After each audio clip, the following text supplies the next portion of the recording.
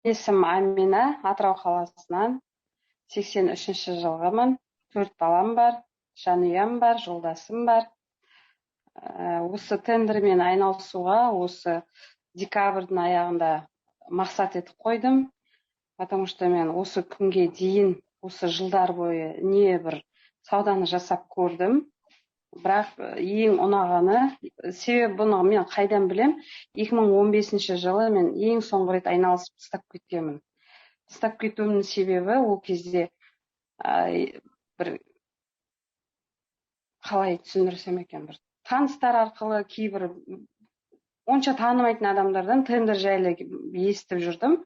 Сосын маған көрсет, маған үйрет дегенде олар ECP ключті алып, тек жаңағы сайтқа кіруге доступ жасап берді, болды. И сол жылы 5000 теңгеге жасап берген, сол бала, программист бала әлі есімде.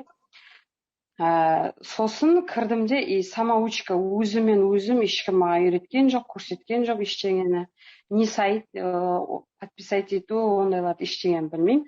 Но я скажу одним словом, рискнула и өзім отчаянная болып жұмысты бастап кеттім. Сосын сөйтіп жүргенде тоже көп победительге шығып бастадым сразу. Білгенімше жасадым. И менің бір нем үш организациядан 3 тендерді ұтып алып, жасай алмай қалдым, услуга. И соны жасай алмағасын, үшеу үш жақтан сотқа берді, недобросовестныйға кіріп кеттім. Недобросовестный поставщикке. И содан жүрдім, оны 3 жыл ма күту керек болды. Сол 3 жыл өтті, бітті. Одан кейін басқа салада жұмыс жасап кеттім, тоже бизнестің айналасында. Сонымен осы жылы Инстаграмда сізді көрдім. Сосын сізді начала изучать, посттарыңызды оқып бастадым Инстаграмнан. И маған сол сіздің ұнаған қасиетіңіз, сіздің қарапайымдылығыңыз.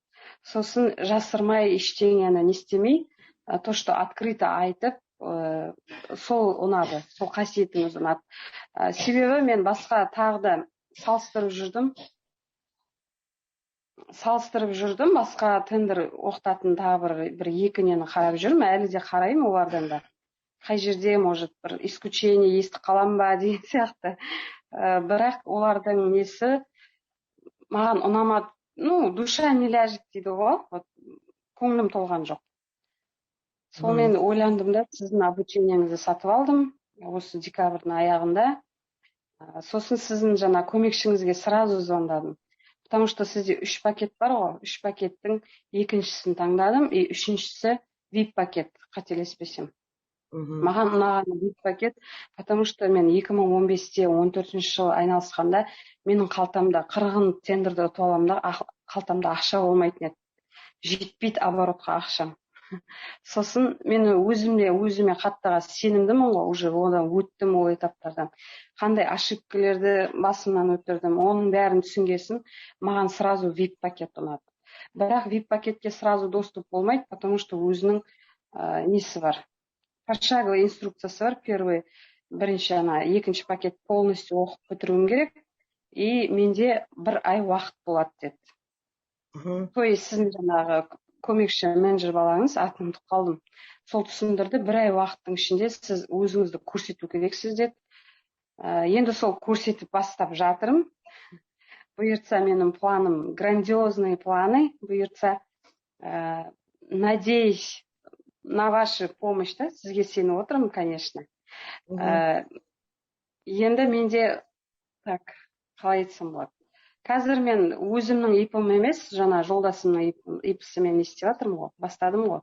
Из-за того, что менде бір арест тұр, ол арестті шешу үшін мен Маңғыстауға жерден мен қазір балам 2,5 жаста, жаңа 4 балам бар дедім, ол кішкентай 2,5 жаста, и мен ондай ешқандай мүмкіндігім жоқ. Ол балаларды тастап, онда анда барып, судисполнительмен оған нервым да шыдамайды, и уақытым да жоқ. Сол себепті осы шешімге келдім, жолдасымның ипісімен жұмыс бастап кеттім, 2 күн болды. Құдайға шүкір, күніге жоқ дегенде 3 победитель болдым. Бүгіндіктің өзіне 8 победитель болып тұрмын. Әлі ашып үлгерген жоқпын. енді жайлап бәрін ашып үйреніп жатырмын. Сосын қазір маған көмектесіп жатқан жаңағы өзіміздің кураторымыз Әсем, и сосын баланың атын ұмытып қалдым тағы да. Жәнібек. Ол Жәнібек, да? Иә, вот сол бала маған от души прям помогает, поддерживает. Рахмет оған. Көп. И сіздің командаңызға, и сізге де рахмет. Я вообще благодарна Богу за то, что именно вас встретила. Соған қатты ризамын. Да, неге? Я же говорю, мен осы жылға дейін түрлі адамдармен жұмыс жасап келдім. До конца жұмысын давайте етпейді. Ответственности жоқ деп айта алмаймын, но көңілімнен шықпайды жаңағыдай. Например, мен осыған дейін айналысқанда сұрақтарым көп жаңағы. Ешкім айтпайды, білсе де айтпайды ғой қазір адамдар деген. Бөліспейді информацияны. Ол кезде кәдімгідей айтып отырмын жаңағы самоучка өзімен өзім. Анаған кірем, самұрық қазынамен, сосын тағы бір сайт бар ғой. Госзакуп и самұрық қазына. Самұрық қазынаға кірдім, бірақ тым түк түсінген жоқпын. Сайтына кірем, қарайым, қызығам, бірақ түсінбеймін. Сонда, Амина, сізде қазіргі нәтиже қандай? Қанша күнде итого қанша тендер ұттыңыз? Шынымды айтсам, мен уже санап бүгіндікке шатасып кеттім. Из-за того, что много тендер, ең крупный тендерім бүгінгі күнге ұтып отқаным 350 мыңдікі жаңағы Тассай суды алдым. Сосын приглашение алып тұрмын, ол 223.500-ге. Ол Алматы қаласынан бірақ. Так, енді сізде, получается, кеше түнде жаздыңыз. 3-ші, 4-ші, 5-ші победа дедіңіз. Бүгін тағы да 2 болды. Бүгін тек қана бүгін 8 тендер ұтып отырсыз. Тек қана бүгін, получается, да? Иә. Молодец. Енді менің жұмысым өзім жаңағы арендаға магазинді алып алғанмын сентябрь айында. С нуля бастадым десем де бола береді. Сол магазинде 3 ай тоқтамастан жұмыс жасадым. Сосын 3 ай жұмыс жасап, кассаның алдында тұрамын да, ешқандай көңілім толмайды. Қалтамда ақша бар, кредитке де Құдайға шүкір ғой енді. Төлеп жатырмын, балдарым тамағы күнде как бы пакет жіберіп жатасың. Аллаға ризамын, шүкірмін, бірақ көңілім толмайды. В глубине души это не мое. Вот кто-то у меня там айтады да, это не твое, Амина, это не для тебя дегендей бір знак береді. И мен соның барлығын түсініп, потому что с утра до ночи, почти таңертеңгі сағат 9-10-нан 2-3-ке дейін это невозможно, это нереально, устаешь. Бір жалғыз адам, 15 метр үлкен магазин, и жалғыз өзім.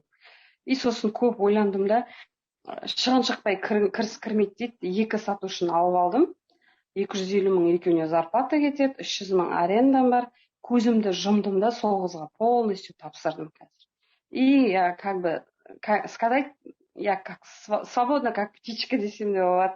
Потому что өзімді полностью осы тендерға арнап отырмын. Осы 2-3 күн болды жұмыс бастағаныма. Обучениені түнде қараймын, потому что түнгі сағат 9-дан 2-ге дейін менің сменім, и 2-ден 5-ге дейін сіздің жаңағы обучениеңізді қараймын, и соған қарап отырып, тендерға кіріп, сына қоямын.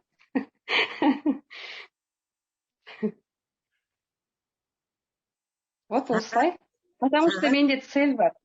Сіздің қай сабағыңыз екенін ұмытып тұрмын, 1-ші, 2-ші, 3-ші сабақ болу керек.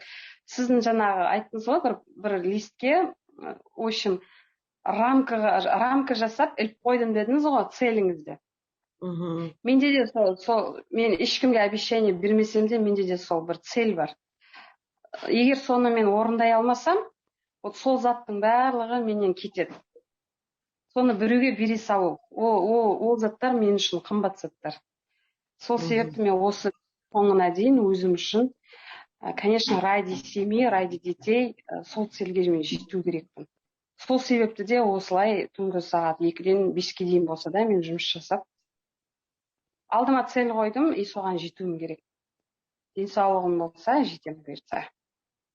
Молодец, умничка. Мақсат айқын болса, оның жолы бәрін жеңіл болады.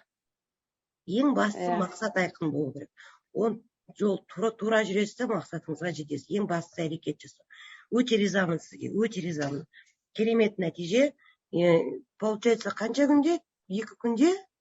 Бәленбай, қаншама тендер ұттыңыз? Маған кейін Почти 2 күнде. 2 күннің ішінде 8 тендер ұттыңыз. Молодец. Ол 8 күн жүргендікке. Қалай?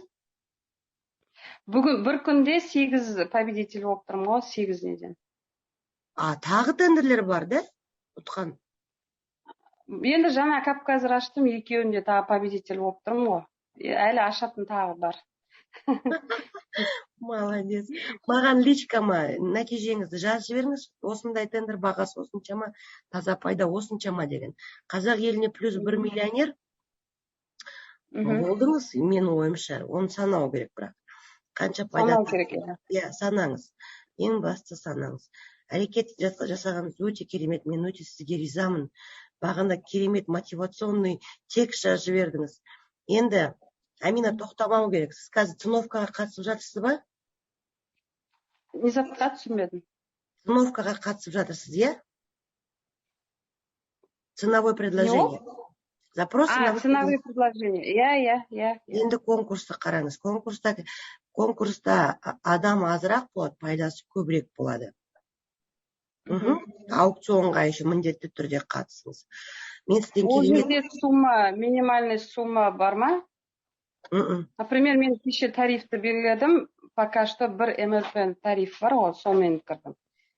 Сосын енді уже көзім жетіп отыр ғой, то что значит я это смогу.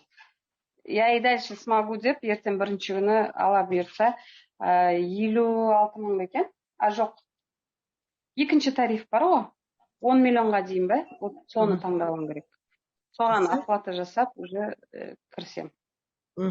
Енді айтыңызшы, Амина, тендерді парасыз, көкесіз, таныссыз, тек қана заң аясында ұтқан қалай деп? Күшті. Прям кайф. Ешқандай таныс бұл жерде. Сосын менің түсінгенім, енді ол шындық қой, ащы болса да шындық ол. Любой адам баратта ондай да случайлар болды, ондай предложениелер де болды маған кезінде. Мен тендерді ұтып алғаннан кейін, просто мен өзім в глубине души әлі тұр да, сол зацепка менде тұр, кетпейді. Почему? Потому что мне это не нравилось и не нравится. Жаңа хостовар ұтып алсаң, апарасың ғой организацияға, сол мекемеге сен тапсыру бересің. И сонда маған айтқаны, сен әкелмей ақ қойшы, ақшаны счетыңа аударып жіберейін, как бы несін береміз ғой дегенде әңгімелерді айтты да. И сосын мен қорқам одан. Қорқып қалдым да, но мен жасырмаймын, согласиться еткен жерлерінде болды. Ол кезде Ақтау қаласынан ұтып алғанмын. Сонда менің түсінгенім, ол кезде түсінген жоқпын оны. Сосын уақыт өтті, сосын неден ИП-дан менде штрафқа түстім. 1 миллион бірдемеге штрафқа түстім. И сол кезде мен баяғы нем есіме түсті, то что я же нарушаю закон, как бы. И по-человечески тоже қинады да сол іс әрекетім, то что я согласилась на это. Содан бері мен ондай затқа вообще жақындағым келмейді. Даже маған бар ғой, мен 500 мыңның или 5 миллионның тендерін ұтып ала қояйын, если даже мне предложат, да, вот сен не істемей ақ қойшы, давай исключение сделаем, типа пополам деген сияқты. Это не для меня. Я это поняла тогда, когда мне выставили штраф, камеральный контроль штраф выставил, и вот то, что действительно ондай зат бұйырмайды. Ол по-любому уақыт өте шығып кетеді. Вот маған тендердағы ең урок болған нәрсе осы. И не советую, никому не советую ондай немен жұмыс жасап, керек емес. Лучше жаңағы сіз айтқандай, еш көкесіз де, еш таныссыз да, бұл жерде по закону, тех спецификациясымен барлығын, по полочкам кәдімгідей не істесең, жұмыс жасасаң, ол еңбегіңді береді. Я в этом очень убедилась. Керемет, керемет. Ал тағы да алып қосарыңыз бар ма? Тағы да не айтқыңыз келеді? Сізбен өте мен қуаныштымын танысқаныма, шынымды айтам. бұйырса келем, Ақтауға да планда тұр, Атырауда да тұр, февраль айында келем, оффлайн кездесеміз, танысамыз, әлі керемет көп жұмыс жасаймыз. Енді менде бір сұрақ, мен жаңа сіз айттыңыз ғой, VIP неге пакетке өту үшін мен, я же результат же должна показать, как я правильно поняла. И маған бір мотивация болады ғой, ол да маған толчок болады. Например, оған жету үшін менде определенный количество тендеров или определенная сумма болу керек па, чтобы мен сол неге өткім келіп жатыр, шынымды айтсам. Амина, оны мен балалардан сұрайын қалай деп айтқандарын. Ол жақта пакеттер әртүрлі ғой, өзіңіздің пакетіңізге байланысты. Но мен сізге айтайын, кім керемет нәтиже көрсетеді, мен кураторлыққа аламын. А кураторлықта бізде бөлек жұмыс болады, қосымша жұмыс болады. Поэтому сіздің нәтижеңіз, бастапқы нәтижеңіз өте жақсы. Бұйырса кураторлықта кездесеміз, мүмкін даже қай қаладансыз? Атырау. Мүмкін Атырау қаласында филиалдың тізгінін жүргізіп отыратын шығаршы, көреміз, бұйырғаны болады. Ең бастысы әрекет жасаңыз, әрекеттің түбі нәтиже. Мен әрқашанда айтам, кез келген адам, кез келген тендерді заң аясында парасыз, танысыз, көкесіз ұта алады, орындай алады, пайданы таба алады. Мына маңдай термен ақшаны табасын тендерде, ондай бір жеңіл нәрсе емес. Өте қуаныштымын, сондай уақытыңызды бөліп, 2-ден 5-ке дейін таңда тұрып, түннің бір уақытына дейін жұмыс істеп, кейін тендерді қарағаныңыз, әрекетшіл болғаныңыз, бұл өте керемет. Мені қатты қуантырып отыр. Ал, тағы да қосарыңыз бар ма? Көп адамдар қорқады осы тендерден. Осы видеоны көретін адамдарға не деп айталасыз? Тендерден қорқады, ойлайды, парақорлар өңкей ойлайды. Ешқандай ол жерде мүмкін емес. Қорқыныш ештеңе көріп тұрған жоқпын, қорықпай. Ең бірінші ответственность, жауапкершілік болу керек адамда. Жауапкершілік, өз-өзіне деген жауапкершілік біріншіден. Екіншіден, сол тендерді ұтып алғаннан кейінгі жауапкершіліктер өзіне сол қою керек. В первую очередь сол деп ойлаймын. Екінші, жаңағы шындықпен дейді, честность. Вот честно жұмыс жасасаң, ақша келеді. Ол менің, почему оны айтып отырмын, именно вот ответственность и честность маған ұнайды. Сосын стабильность. Біреулер болады, бастайды, тастап кетеді. Мен де тастап кеттім, но мен қайтып келдім. Почему? Потому что столько времени, столько уақыт өтті, и то, что түсінгенім, 2015 пен 2022 уже 7 жыл өтіп кетті арадан. 7 жылдың ішінде, енді мен былай айтқанда, 1 жылда бір үй алуға болатын еді. Хотя бы однокомнатный. Вот соны мен білем да, соны біліп тұрсам да тастап кеттім. Енді ол кезде мен білген жоқпын, над ошибками учимся дейді ғой. Вот жайлап оған да жетерміз. Ең маңыздысы сол жаңағы жауапкершілік болу керек. Оны бастап жаңағы. Мен енді группада қыздарды көріп отырмын. Маған личкеге шығып, көмек сұрап отырған қыздар да бар, түсінбей. Видеоға түсіріп жібереді. Вот мен сол қыздарға ризамын да. Почему? Потому что у них интерес есть.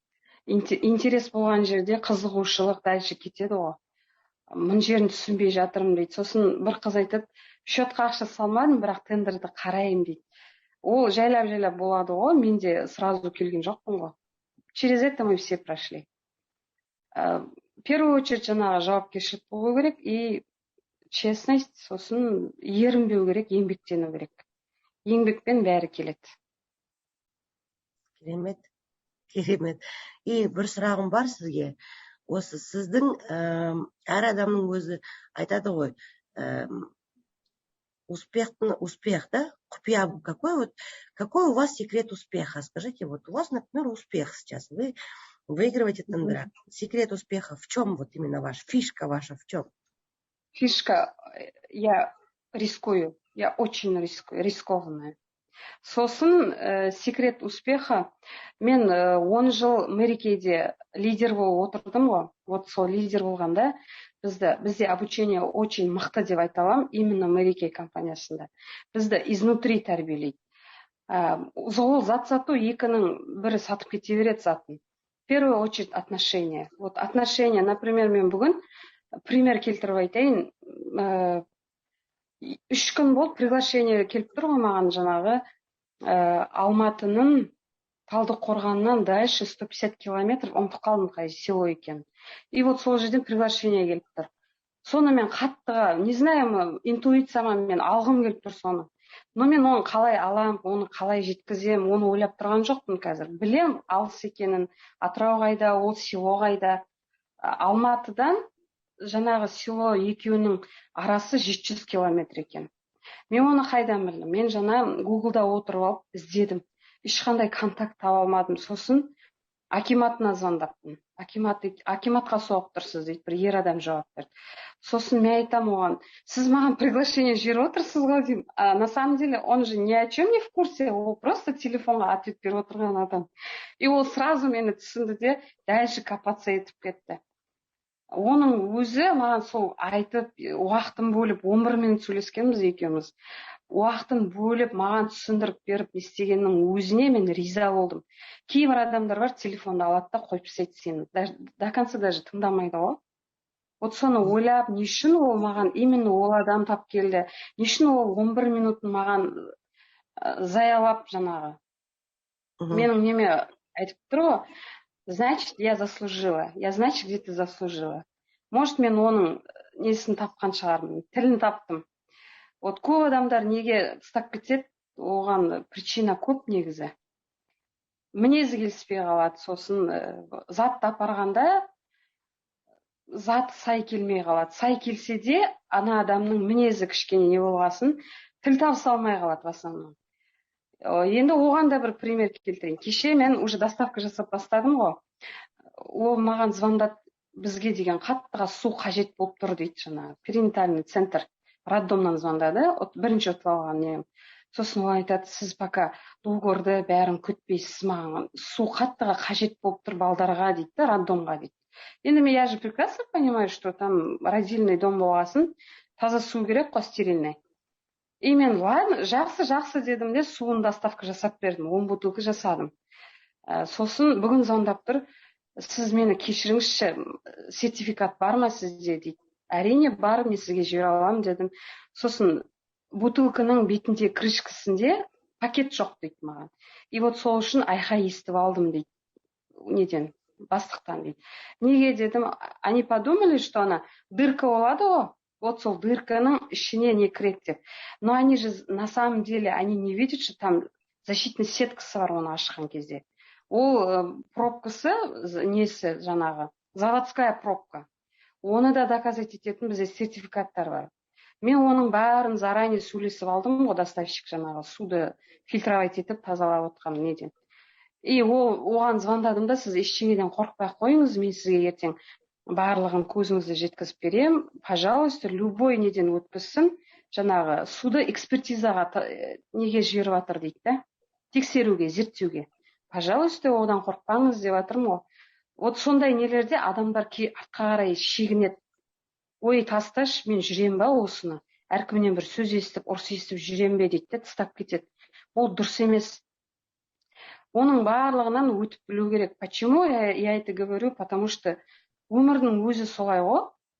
Хоть маленькие шажочки, вот маленькие трудности ғой, вот содан өткен адам ғана жеңіске жетеді деп ойлаймын.